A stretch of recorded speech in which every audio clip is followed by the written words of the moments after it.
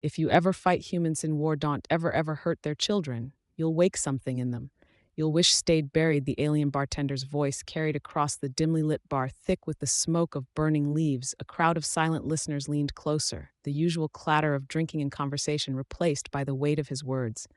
Gret, the scarred veteran telling the tale, flexed his many-jointed hands, the black burns running along his fingers, a permanent reminder observed in the Shrike War. She continued, his deep-set eyes gleaming as she locked his gaze on the human in the corner.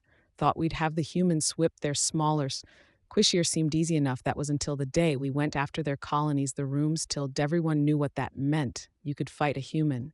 Fleet trade shots with their ships, but messing with their colonies was a different kind of war. The human, a weathered soldier by the look of him, said nothing but watched Greet talk with interest. Greytoke took a zwig of his drink. Our orders were clear: raise the outpost on Tau Ceti, take prisoners and teach the Maelson. But there were children on that rock, and when we dragged those young ones out screaming, a single transmission escaped the colony before we wiped out their comms. She paused, letting the moment settle, didn't think much of it. But then their retaliation came fast, violent. I'll never forget the sound of their engines creaming through the atmosphere like a damn storm. The memory sent a chill through the crowd. Lieutenant Marcus Talbot stood on the command deck of the Revenant, staring down at the alien world below, his fists clenched at this side size, hollow with a fury that simmered just beneath his skin. We're going in, he said to the crew, his voice as sharp as a blade. Sire, Intel says it's a suicide mission. Sergeant Klein spoke, his face tight. The Shrike have fortified the colony. They've got orbital defenses, planetary shields. I don't care. Talbot cut him off. They took our kids. Murmurs wept through the crew. They'd all heard their port children abducted, families slaughtered. Every man on that ship had lost someone in the raid on Tau Ceti. There would be no discussion nor retreat. Talbot's eyes flicked to the viewport as the black planet spun beneath them. The Shrike believed their defenses were enough. They'd never fought humans when they had this much at stake. Prepare the assault teams, Talbot ordered. Wed drop in 10th. The Shrike outpost was a fortress cut into the jagged cliffs of the planet's surface.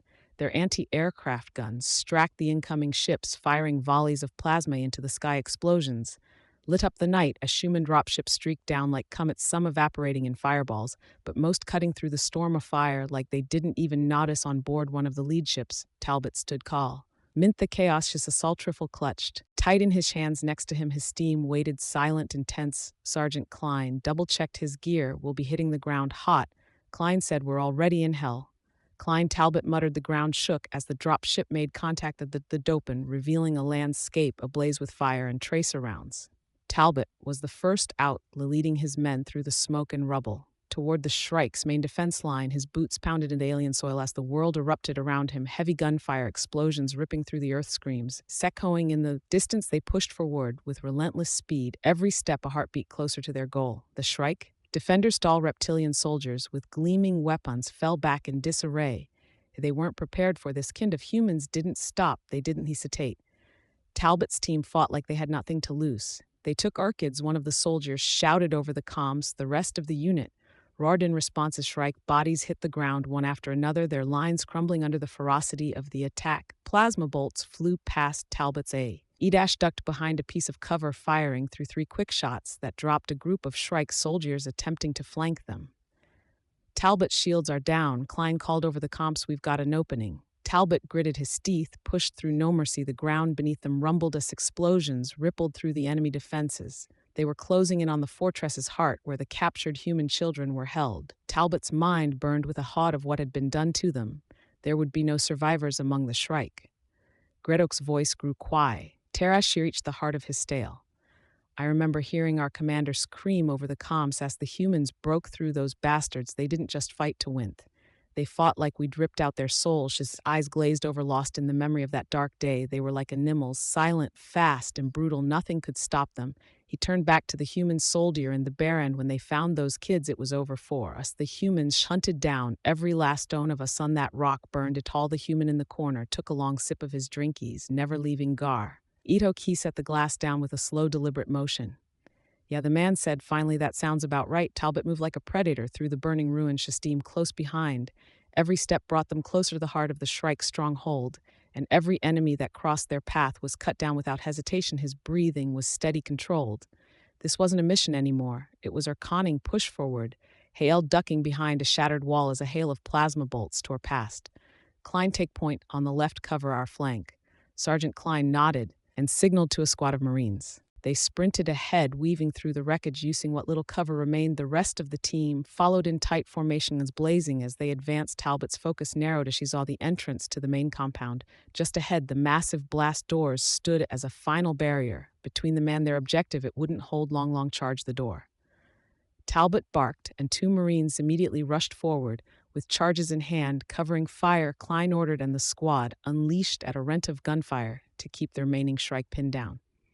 Talbot leveled his rifle and fired short bursts, dropping one Shrike after another with lethal accuracy. The blast doors groaned, shaking under the impact of the explosives. With a deafening roar, they buckled inward, sending debris flying. Dust filled the air.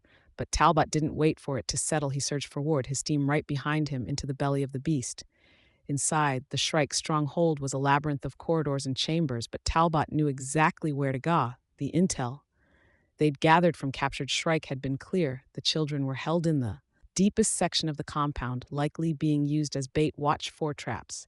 Talbot warned as they moved down a dimly lit hallway. They'll be desperate. Now, desperation was putting it lightly. The Shrike had never faced humans like this before. Humans pushed to the brink. There were no negotiations, no ceasefire. Klein tapped Talbot's shoulder, nodding toward a closed door at the end of the hall. This is it, sir. Talbot signaled for the squad to halt. His heart pounded. He took a deep breath, bracing himself for what they might find here. Reached for the door control panel, and the door slid open with a hiss. The room beyond was dark, save for the faint glow of containment fields inside those shimmering barriers where the children, small, terrified, and huddled together in fear. Their wide eyes reflected the horrors they'd endured at the hands of the Shrike. Talbot's chest tightened at the sight, but forced himself to focus, get them out of the reordered, motioning for the tech specialist to disable the fields as the tech got to work. Klein's voice came over the comms, low and urgent. Sir, we've got movement, multiple contacts, looks like a counter-atta. Talbot cursed under his breath. They'd taken too long. The Shrike weren't going to let them leave with the children without a fight. Everyone get ready. Talbot barked, moving toward the door. Klein set up a perimeter. Hold this room at all costs. The Marines sprang into action, taking defensive positions in the narrow hallway. The sound of approaching Shrike soldiers echoed through the compound, growing louder by the second. Talbot raised his rifle, the adrenaline surging through him. Asha prepared for the inevitable clash. And then it came. The Shrike soldiers bursty into view, their screeching war cries filling the air as they charged. Plasma fire erupted, turning the hallway into a deadly gauntlet. Talbot squeezed the trigger, taking down the first, but more kept coming. Hold the line. Klein shouted, laying down suppressive fire. We can't let them through. Talbot fired round after round, his jaw clenched tight. The Shrike were relentless, pouring into the hallway. With sheer numbers, his men fought with a fury that matched the Shrike's ferocity. But they were outnumbered, and the enemy showed no signs of letting up. We're getting overrun, one of the Marines yelled as a plasma bolt struck him in the chest. The crumpled to the floor, smoke rising from his armor. Talbot gritted his teeth, his mind racing. The mission had always been a gamble, and now it was spiraling into chaos, but they couldn't fail. They couldn't leave those kids behind. Klein Talbot shouted over the den of battle. We need an exit. I'm working on it. Klein replied, his voice strained. We've got one shot. If we can hold them off for a few more minutes, I can rig the back entrance to blow. It'll give us a way out. Make it fast. Talbot growled, taking down another Shrike. The Shrike surged forward, against their sheer numbers threatening to overwhelm the Marines. The air was thick with smoke and the stench of burning flesh, but Talbot kept firing, his body moving on pure instinct. He couldn't think about the odds. He couldn't think about anything except the mission. Suddenly, the tech specialists broke through the chaos. Sir, the fields are down. The kids are free. Talbot glanced back at the children, their faces pale and frightened, but alive. Get them ready to move. We're leaving. Now, Klein Talbot barked into his. Klein's voice came back hoarse, but determined, almost their czar. Just hold on a little longer. But Talbot knew they were out of time. The Shrike were pressing in from all sides, and his men were falling one by one. If they didn't move, now they'd be buried here. He made its decisional units fall back to the evac point. We're blowing our way out. The Marines responded without hesitation, covering each other as they pulled back toward the rear of the compound. Plasma bolts rained down around them, but they moved in. Talbot stayed at their firing round after round to keep the Shrike at bay. His right rifle was nearly spent, but he didn't stop, not until the last of his men were clear. Then, with a final explosive blast, the rear wall of the compound crumbled, revealing the night sky beyond. Talbot shouted, ushering children through the breach. As the Marines followed, moved the cold air of the night, hit like a wave as Talbot and his men poured through the shattered wall. The children stumbled out disoriented but alive. The Marines formed a tight perimeter, their backs to the jagged cliff's eyes, scanning the barren landscape for any sign of pursuit. Talbot stayed at the rear, his rifle still trained on the smoking ruin of the Shesh. Rye compound move, keep them moving, Talbot barked, glancing over his shoulder at the horizon. The evac shuttle was supposed to meet them here, but the sky remained empty. Klein jogged up beside him, his face is smudged with dirt and sweats. So we can't hold this position long. They'll be on us in minutes. Talbot knew he was right. The Shrike wouldn't stop. Not now, we need that shuttle, Hem yuttered. He clicked on his comms, trying to reach the evac team. Revenant, this is Talbot. We need immediate extraction. Do copy, only stat. I answered him, damn it. The growled Klein set up a defensive line. The Marines fell into position, creating a shift barricade with whatever debris and rocks they could find. They knew what was coming, an onslaught. Talbot's eyes swept over the field as she crouched beside Klein. The cliffs boxed them in. Their only hope was to hold the narrow path leading up to the breach. They're coming, one of the Marines whispered, pointing into the dark. A loud rumble echoed from the shattered compound, and moments later Shrike figures began to emerge from the smoke. Dozens at first, then hundreds. Their eyes glowed in the dim light, weapons raised as they advanced in tight formation. Talbot felt the weight of it, the inevitability. Klein, Talbot said quietly, his voice is steady despite the chaos. If that shuttle doesn't show, we make our stand here nor treat. Klein nodded. We'll hold the mess long as we can, sir. The charge, the first wave, hit the Marines' defensive line with brutal force. Plasma bolts flew through the air, lighting up the night as the human soldiers fired in controlled bursts. Talbot's rifle kicked against this shoulder as she dropped one enemy after another. But the Shrike just kept coming. They're pushing hard, Klein shouted over the roar of gunfire. Have fired his sidearm, killing a Shrike that had nearly broken through the line. Talbot didn't respond. He was too focused, his mind running on autopilot. Emptied his clip and reloaded. They couldn't let the Shrike break their line. If they did, the kids would be slaughtered. Hold the line. Hay yelled, his voice raw. Don't let him through. The Marines dug in, fighting with everything they had, bodies piled up on both sides, but the Shrike seemed endless. Talbot could feel the pressure mounting. Their line was starting to buckle under the sheer weight of the assault tap. Plasma bolt clipped his shoulder, sending a jolt of pain down his arm, but hadn't flinch. He just kept firing. There was no room for pain, no room for anything except survival. They're flanking. A Marine called out from the left. Talbot turned to see a group of Shrikes scaling the cliffs, trying to outmaneuver them. He cursed under his breath. Klein were getting overrun. Klein's voice came over the comics hosted. Talbot fired into the Shrike flank, cutting down 3 of them before they could reach the top. But it wasn't enough. More were coming. They were running out of time. Suddenly a loud roar filled the sky, drowning out the sounds of battle.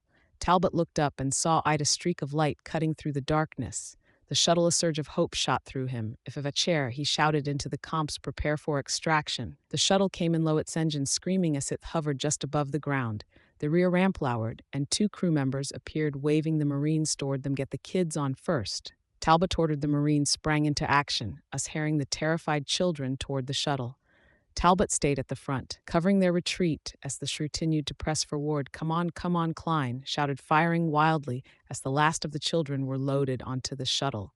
The Marines followed, retreating one by one until only Tal remained. Go, Talbot shouted at Klein, still firing into the advancing horde. Klein hesitated for a split second, but then nodded and ran for the shuttle. Talbot backed up slowly, his rifle spitting fire, until the last second. The moment they hit the ramp, pounded on the side of the shuttle. Now the shuttle's engines roared to lie. And it shot upward, pulling away from the battlefield. Inside, the Marines slumped against the walls, covered in blood of enemy.